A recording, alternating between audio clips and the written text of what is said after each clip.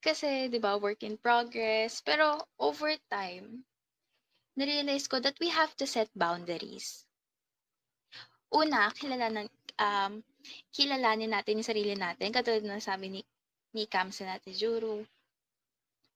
'Pag nakilala natin yung sarili natin, we have to set boundaries.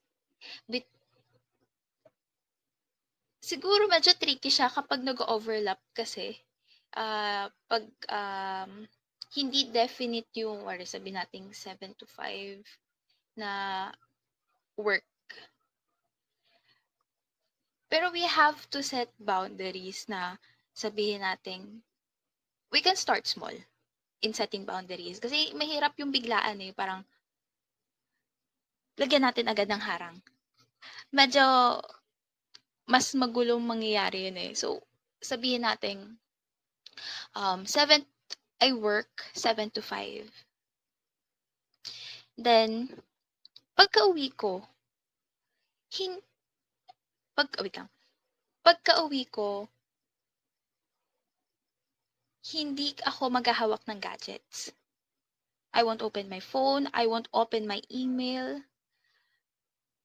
and I'll just have the rest for myself. Ibig sabihin, ilalaan lang natin yung oras na yun, kahit 30 minutes, 1 hour, ilalaan lang natin yung oras na yun para sa sarili natin. Then after that, then we can do what's next on our list.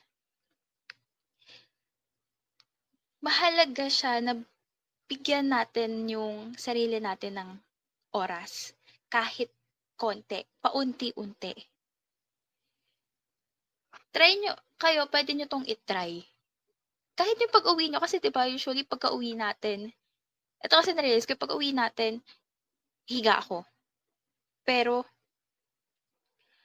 mag-scroll ako. Doom scrolling. May nagagawa ako, wala.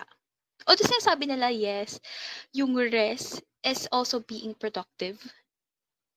Pero yung doom scrolling para lang akong hinihigit pababa. Ganyan. So, we have to set our intentions right. Again, yung tip ko for the work-life balance, ko kasi ang dami ko sinabi. Yun, una is to set boundaries. Una at huli pala. Pinakamahalaga pala is to set boundaries. Paunti-unti muna before we can go big. Ayun lang po.